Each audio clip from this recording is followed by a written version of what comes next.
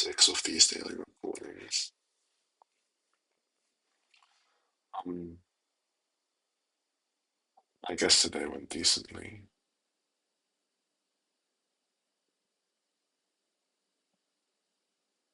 Uh, yeah, something I might be starting to realize is,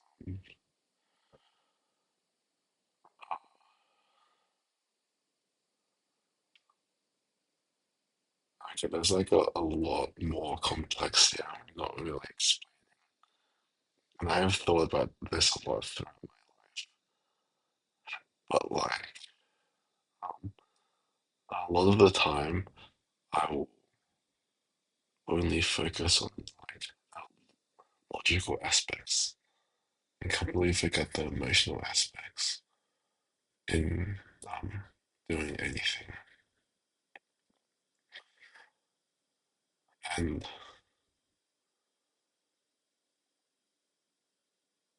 and even though in my brain I'd be like, this is sound, everything's fine.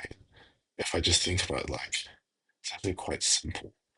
If I ignore my emotions, if I ignore the fact that I actually don't like something, if I ignore the fact that I'm dissatisfied or that I'm unmotivated, no matter how much logically um, this doesn't matter, I need to listen to my emotions more. I'll give an example. So, say you're with a friend on a really, really high bridge, right? And say they're scared, obviously because they're high up, they look down, it's a big fall. How do you comfort them? You could comfort them by talking about how safe it actually is. There's tons of engineers, many safety protocols, making sure that this bridge is safe. The steel this bridge is made of, solid. You could not break through it even if you tried. Many thousands of people have walked on this bridge before you. You could talk about that, but that doesn't target the issue here. The issue is that he's not actually unsafe. The issue is that he feels unsafe. If you were in that situation, you would, although logically everything's fine, you have to target the emotional part. You just have to say, I don't know, like, I'm here with you. Uh, like, you can hold my hand or something. Everything will be fine. Even like when you say everything will be fine, like that just like it doesn't make sense. It doesn't make sense, to be honest. Whenever I hear someone say everything will be fine, well, in any scenario, it's like there's no reason why anyone would ever need to say that. Because, but like the reason why people say it is because it makes you feel better, not because like it actually convinces the other person everything will be fine. Yeah.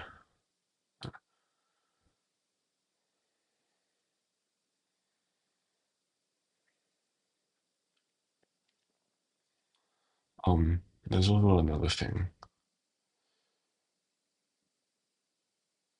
So today I've kind of been like, okay. So my favorite song is Idol by YOASOBI. It's a J-pop song for the opening of Oshinaka. And today I've literally just been listening to that and the English version on repeat over and over and over again. Just because that was the only thing that was actually like kind of getting me motivated. Again, targeting that emotional side, even though like logically it was actually like making me lose focus. It motivated me feel a bit better. Even though logically I thought that was fine. But like, after listening to it, I was like,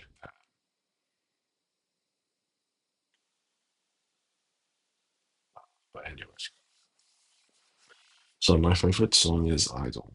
And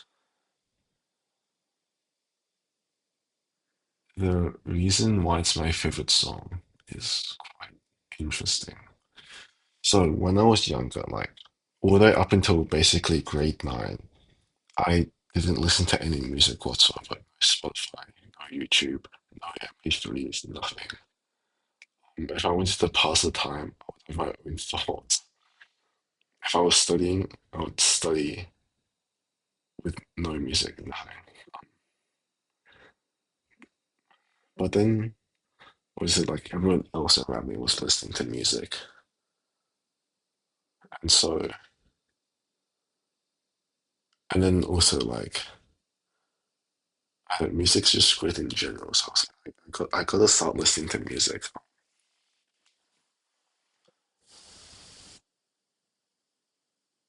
But the issue is, I did not know what music to listen to. Like, how exactly? If you've like, I'm not kidding. I actually like knew no songs. Like, I knew like a few songs, but I I actually just listened to nothing. I had no taste. I couldn't name a single artist. Um, and so when I was like, I gotta start listening to music, I was like, where do I even start?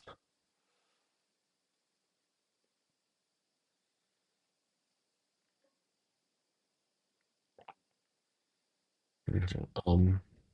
So like it was a bit sporadic. I would listen to like music here and there. I would obviously if you haven't listened to music a lot, you can't just like start listening to music. It's gonna feel weird. Like you won't want to put it on that often. But like I downloaded Spotify, got the subscription just to reduce the barriers. I'll just like have the Spotify DJ play me songs. Like just do stuff. And then of course, also had a few anime songs. But most importantly, uh, there was Idol by Yoasobi.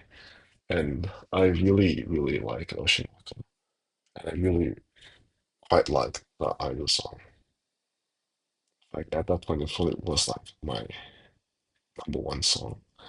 And so at that point, I made the decision that Idol was my favorite song.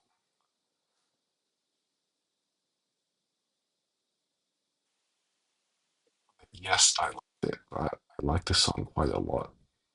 But what changed it from a song I really liked to my number one favorite for like the past 4 years is simply that I decided it was my favorite.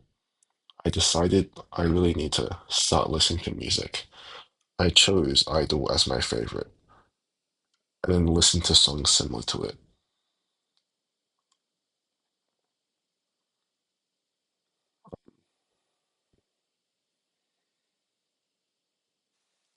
Even though like sometimes I'll question as to whether or not it's actually my favorite. Uh, Simply the decision to stick with it has made it my favorite. It is a really nice song. There's definitely no other song more than it. Although sometimes, of course, like emotions are very full. In the past 4 years, also I've liked it the whole 4 years. Like it's like a sine wave. It goes up and down, up and down. But the most important thing is even during the down parts, I said it was my favorite. And that's what made me love the song. And ironically, uh, the song itself and basically the whole of Hoshinoko and the character I Hoshino is about, I guess, figuring out what is love, which obviously, as much as I hate to admit it, is kind of complicated. But one part of it is simply a promise. Emotions are volatile, They change from a day-to-day basis. They're literally just chemicals in your brain. But a promise, a true promise, a true decision. Say something like unconditional love. Say something that say you would be with this person for the rest of your life. Even if the emotions come and go. That decision. That's like almost completely devoid of emotion, actually. That promise is like actually one of the most important parts about loving something. Not loving something, of like, I guess loving something, of love. There's a slight distinction, not of loving something, of love. Um,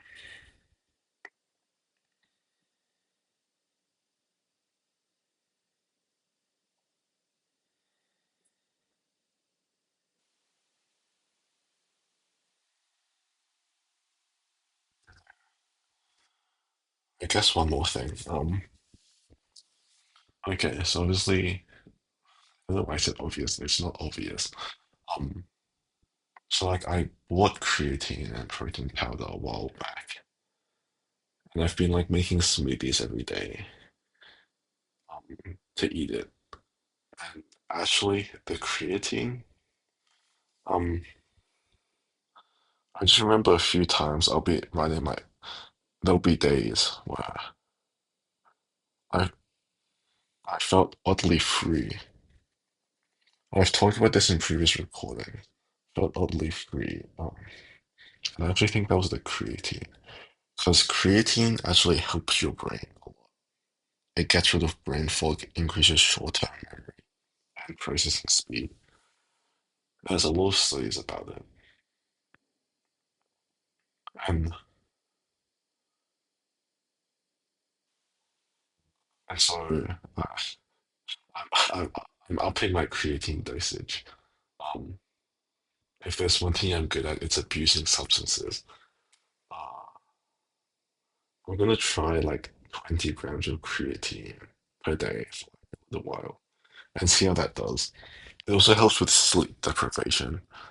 Just makes you like function better even when you're sleep deprived, which is exactly what I am right now. Also, another thing. Yeah, one of the reasons why today went so well, I'm going to sleep early. Right now, it's before midnight, 1 minute before midnight, and I need to wake up at like 11 a.m. tomorrow, so it's actually getting good sleep. Um, yeah,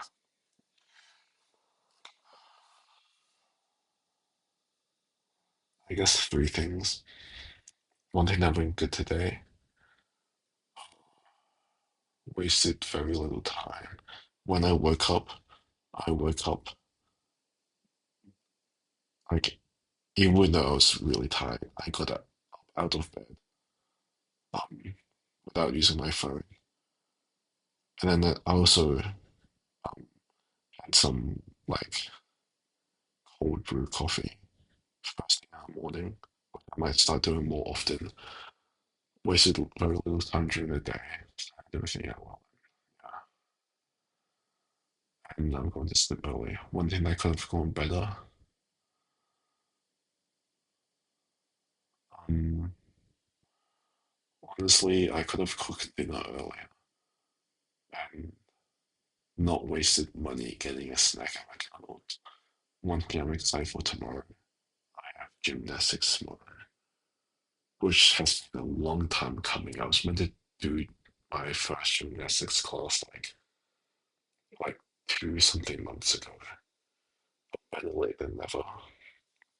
That's all for today. Um, good night.